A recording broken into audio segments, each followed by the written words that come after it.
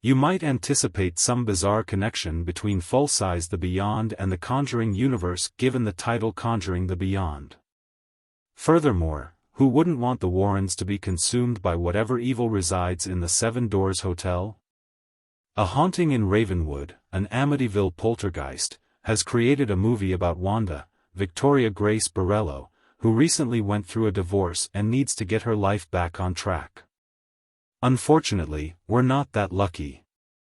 Although they have allowed her to stay with them, her sister Gloria and her husband Lucas, Stephanie Leet, Neil Green, My Summer as a Goth, in France Michelle is a man's name, are rude and dismissive about her anxiety and depression troubles. She agrees to participate in Dr. Richard Pretorius's sleep study in the hopes that it will be beneficial. Steve Larkin, Tuesday Never Comes, Cross Hollow. She and the other volunteers, Margot, Jax Kellington, Cross Hollow, Mutant Vampires from the Planet Neptune, Porter, John Megison, Retribution, Runaway, and Theo, Tim Coyle, directed by Evil, I Need You Dead, will be hypnotized in order to cause sleep paralysis and subsequently reverse the procedure. The experiment may have gone too far when the test participants started seeing the same creature in their dreams before they started to vanish. If you've ever experienced an episode of sleep paralysis, you know how frightening it can be and how much potential there is for a movie about it. It's unfortunate that Conjuring the Beyond takes so long to address it.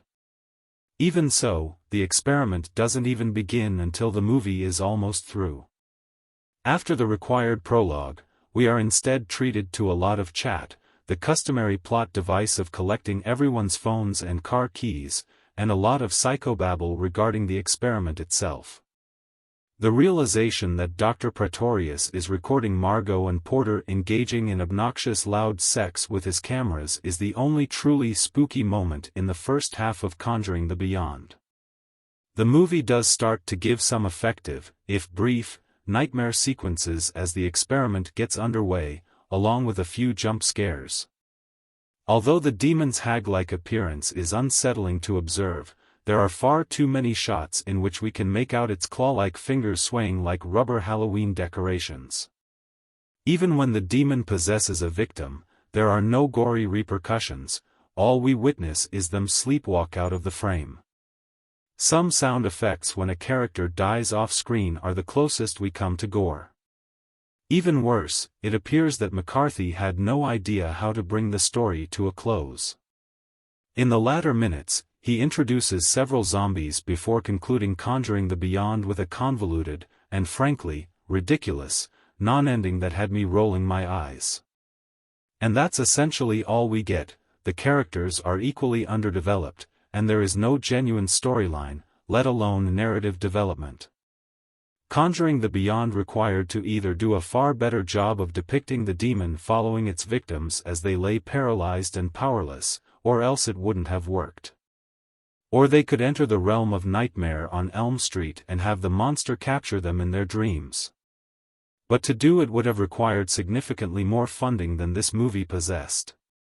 There are instead a few brief shots of what appears to be a blue-lit alley that pass for nightmares. Many times the creature is seen leaning over or even creeping over its victims.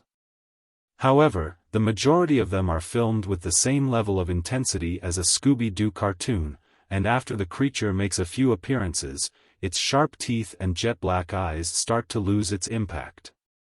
There are a few good moments in Conjuring the Beyond, and McCarthy does a better job than he did with an Amityville Poltergeist.